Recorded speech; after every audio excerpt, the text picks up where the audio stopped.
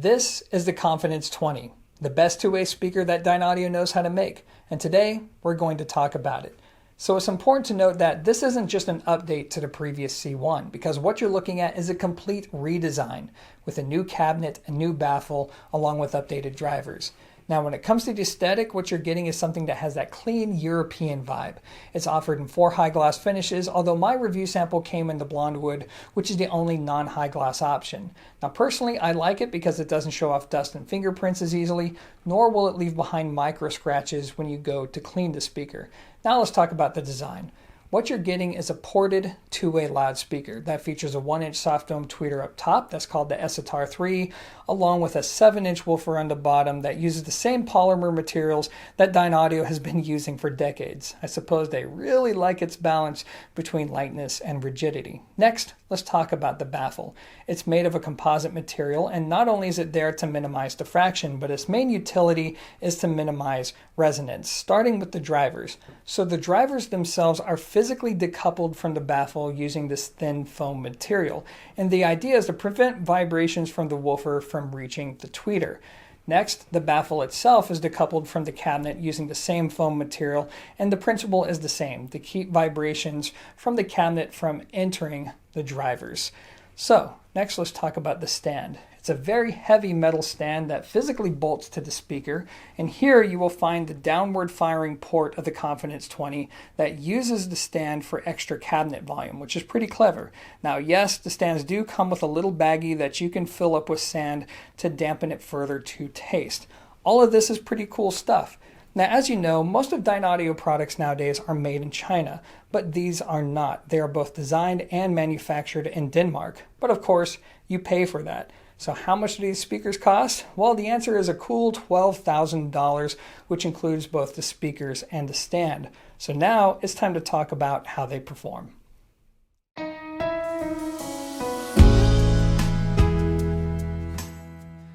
Okay, so when it comes to performance, look guys, the Confidence 20 is awesome, and it should be. It costs a lot of money, and it represents Dynaudio's best effort in the home audio space, particularly as it relates to a relatively small speaker. So what do you get in terms of performance? Well, I'm going to start things off with a short performance summary first, and then I'll dive into the usual nerdy audiophile details.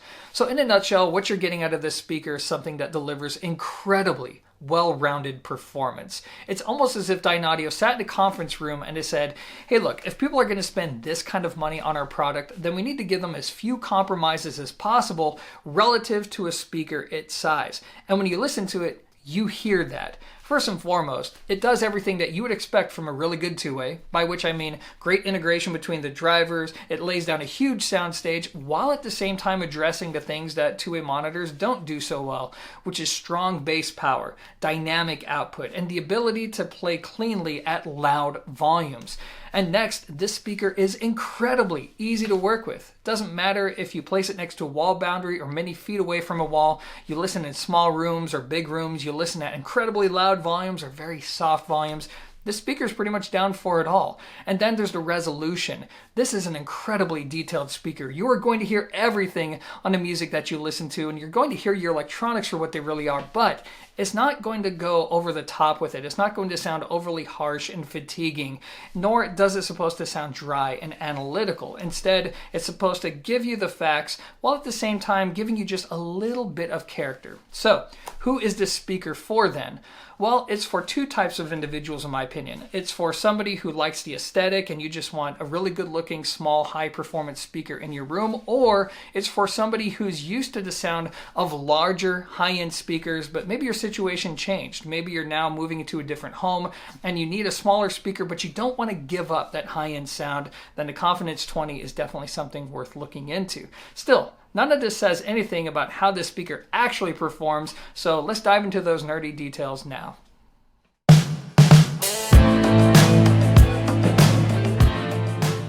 Okay, so when it comes to the sound of the Confidence 20, what you're getting is a speaker that's all about giving you a very full and balanced sounding presentation. Of course, like any other hi-fi product, it definitely has a sound, and while Dynaudio is giving you a mostly neutral presentation, it's clear that they came in and sprinkled just a little bit of sugar into the recipe to give it its own unique and interesting character, one that I would describe as being on the slightly warm and dark side of neutral. And the net result of this voicing is that on one hand, you get a speaker that's very resolving, and then on the other hand, it's aggressively voiced. And the net result of that is you have something that should deliver consistent performance across a wide variety of situations, whether it's different rooms, different electronic components, and of course, different types of music. And I think a lot of this character comes from the treble, so let's talk about that. So unlike a lot of high-end products in this price range, the treble is not aggressively voiced. It's not bumped up, it doesn't project in a forward way, and it's not meant to impress you right off the bat with this super airy, spacious, and forward sound. Instead, what you're getting is something that's going to be just as detailed as its high-end competitors like Focal and B&W, but it's also going to be a little bit more reserved in its delivery, meaning that when you listen to a high-end recording, yes, you will get a high-end sound, but with this speaker, you can actually listen to real-world music and not feel like it's overly sharp or aggressive, something that can happen with the aforementioned B&Ws and Focals. Now, not everybody is going to like this presentation. To some people, it may sound a little bit too subdued to your taste. But if you're like me and you're somebody who wants a high-end listening experience, but you want to focus a little bit more on the music than on the speaker that's recreating the sound, then there's a good chance you will prefer the way that Dynaudio handles it with the Confidence 20. Now, a quick comment about the tweeter. The SOTAR 3 has to be the best soft tone tweeter that I've ever heard, hands down. And what I like so much about it is it does all the things that soft tone tweeters do very well. Easy on the ears, it can sound very natural, really good tone, but it also manages to capture the energy of certain instruments in a way that soft tones just usually struggle with. For example, when you're listening to a hi-hat or an electric guitar, there's real energy in those instruments. I mean, there's actual sharpness there, and you will get that out of this tweeter when the recording calls for it. The tone is great, the energy is great, it doesn't sound overdone, it doesn't sound overly soft. They absolutely nailed the balance with this tweeter. That great resolution, great tone, that great energy without going too far into any one particular direction.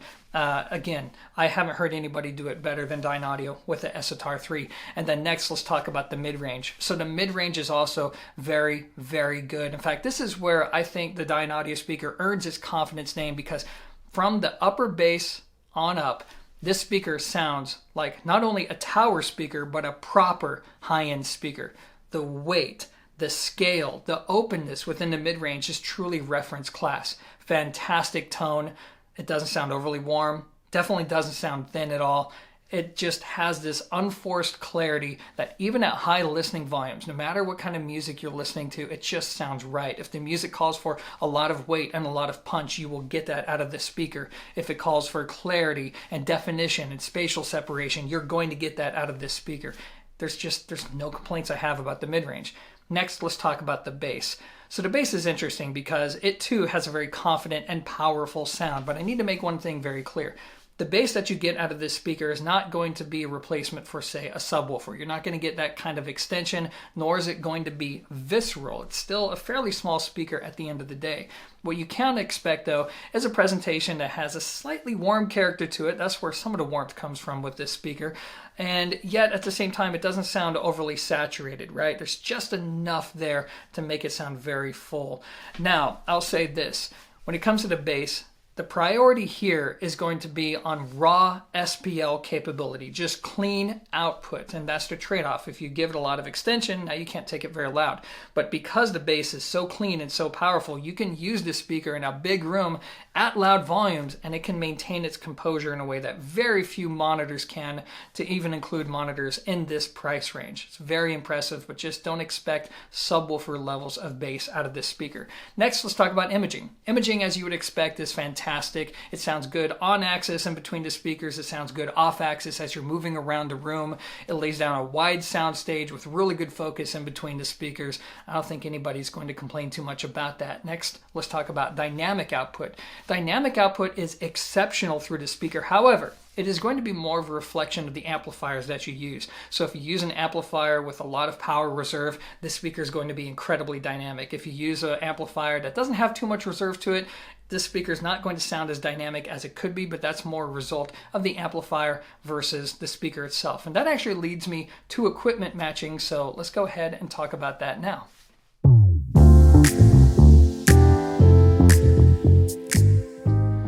So this section is going to be interesting because on one hand, I have some great news for you all. But then on the other hand, I don't have what I would call bad news, but it's more like a dose of reality. But first, let's start off with the good news. So the good news is that the Confidence 20 is an incredibly easy speaker to work with. And really guys, this is rare in the high-end audio space because ironically enough, as you spend more money, the speakers begin to become more picky about the rooms that they sound good in, as well as the electronics that they pair up best to. But with the Confidence 20, it's about as easy as it gets. So first, let's talk about placement within a room. Really, it doesn't matter if you're in a small, medium-sized, or large space. The Confidence 20 is going to sound good in most real-world environments. The only exception being huge rooms and with people who expect these relatively small speakers to fill these 50 by 50 foot rooms with tall ceilings that open up to big spaces with a lot of sound and strong bass. If that's you, then you just straight up need bigger speakers. But for everybody else, you should be good to go. And then what's even better is that they're not too picky about how you set them up within these rooms. So if you need to place them next to a wall boundary, they're going to sound good. And if you can get away with placing them further out into the space, well, that's even better. Now, of course, if you want the best sound out of them, then yeah, you do need to give them a little bit of room to breathe. I would suggest a minimum of around 2 feet from any wall boundary if you want to get clean bass output as well as really good balance between the treble, the mid-range, and the bass. Now, in my experience and in my opinion, I think they sound best when you have them pointed directly out into the room with little to no toe in towards the listening position. And I also feel like they give you the fullest and most balanced sound when you have them positioned just a little closer together than you may position other speakers in your listening space. But remember, these aren't steadfast rules, they're just suggestions, and this is all free for you to try in your room. Now, beyond that, there's going to be equipment matching, so let's talk about that.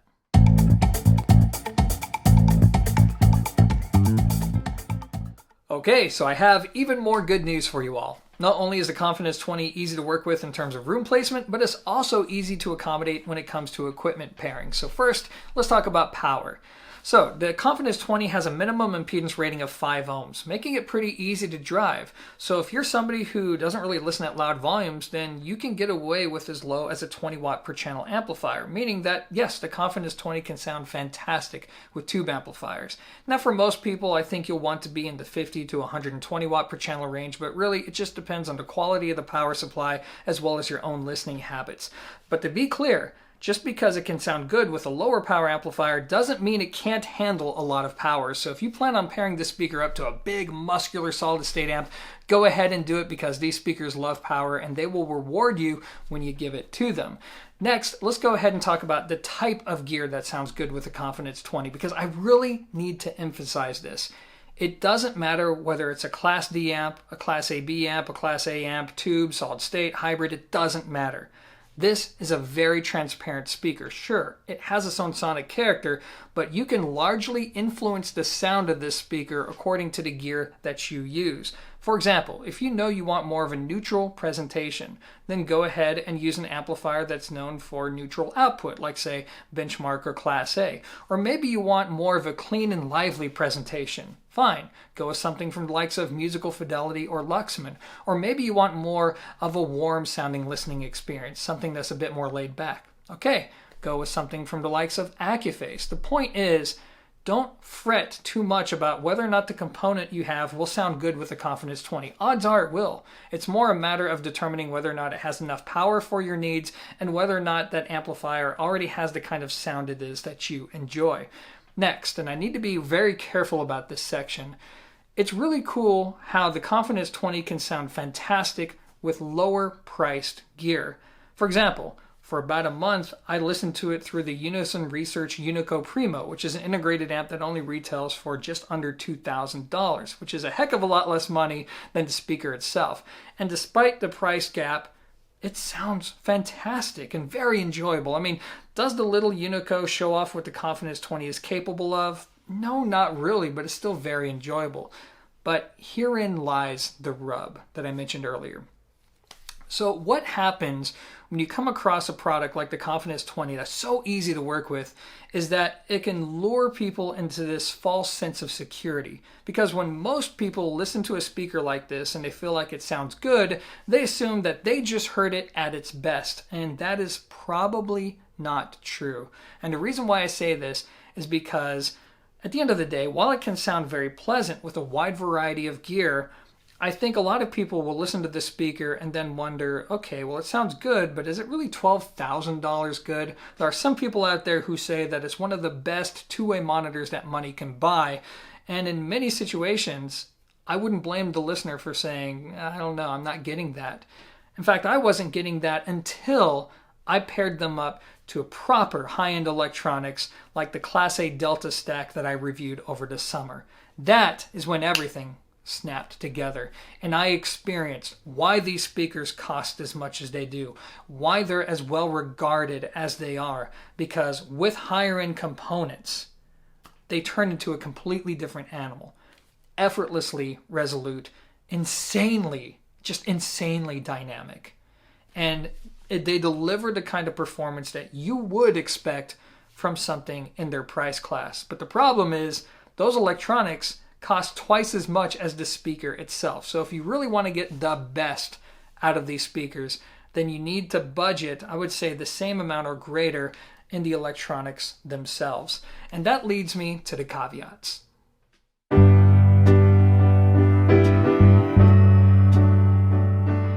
So I'm going to address the common sense complaints right up front. No, not everybody's going to like the look of these speakers. Not everybody's going to like the sound of these speakers. And yes, they are expensive. And for some crazy reason, there are people out there who become personally offended when a luxury product is outside of their own budget, which is behavior I will never understand. But beyond that, this is a difficult speaker to criticize because it is refreshingly easy to work with for a high-end speaker.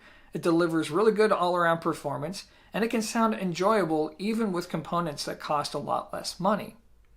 Still, there are some things worth mentioning. I believe What Hi-Fi pointed out that there are other speakers in the same price class that deliver more of a dynamic foot-tapping groove, and I actually agree with that, because there are many different options out there for the same amount of money, to include really big speakers that are more dynamic and a bit more expressive, a bit more energetic. And to some people, the Confidence 20s, no matter what gear you use, is going to sound just a little too restrained for their taste.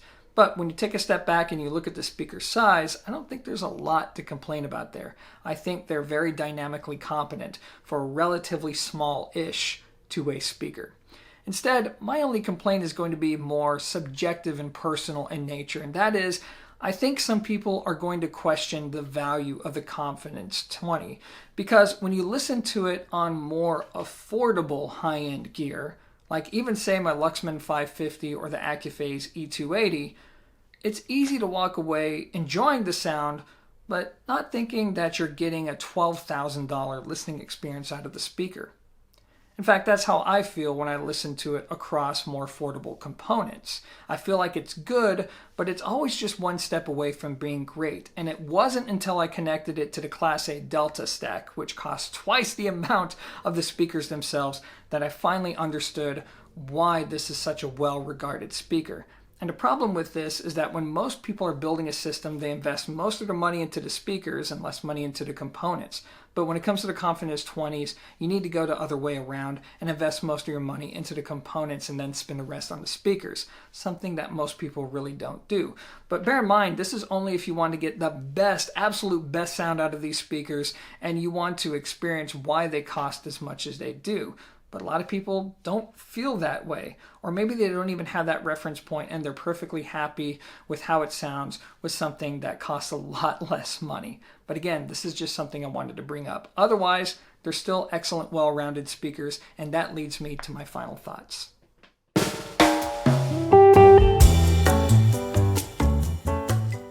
Okay, so when you get right down to it, what you're getting with the Confidence 20 is a speaker that's very easy to work with that will deliver exceptional, well-rounded performance. Now, I know what some of you are thinking right now. You're probably saying, yeah, for that kind of money, it better do all of that and more. But here's the thing.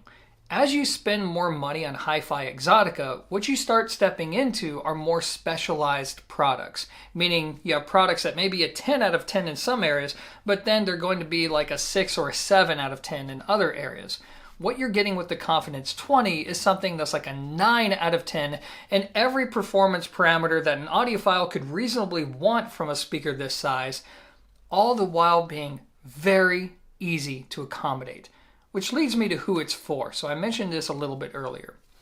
I think this is for the audiophile who wants a full, high-end presentation from a speaker this size that sounds good with every genre of music, to where you don't need to spend hours and hours trying to find a perfect spot in your room in order to enjoy your super expensive speakers. If that's you, you absolutely need to check out these speakers. So with that said, I'm going to wrap up this video by telling you all what I really think about the Confidence 20. And really, I'm going to keep this short and sweet. I love these speakers. I love the sound, and I like them so much that I am considering them for myself. Because to get personal, I am on the cusp of clearing out literally all of my inventory here at Zero Fidelity. I want to return to a more minimalist lifestyle to where I don't have rooms full of boxes and high-end audio gear, because as cool as that is, I'm ready to leave that kind of life behind. I want a system for myself, not as a reviewer, but as an enthusiast that I can enjoy for many hours and weeks and months or even years at a time. And what I like so much about the Confidence 20 is that it's a speaker that is going to sound great with every kind of music I like, which is pretty much every genre. And I know that even when I sell this house and I move to a different property, odds are I'm going to run into the same exact sound that I described in this review. There's going to be no real guesswork there. And there's confidence, see what I did there, in that. The only thing holding me back is, number one, the wood crate that these ship in is just huge. I don't want to deal with that. And the only other thing is, I've heard what they are capable of. And unfortunately, that means spending not just money on the speakers, but a lot of money on the electronics. Now, this isn't something that everybody has to do, but I want to get the best out of them, and that means a pretty big investment. For some people, that's not a problem. For me, it's something I need to think about. But as far as an in-game solution for me personally is concerned, these speakers are right up there at the top of the list, and now that they're in my house, they may not be going back. We'll see how that goes. Anyway, that is going to be it for this review. As always, guys, thanks for watching, and until next time, peace.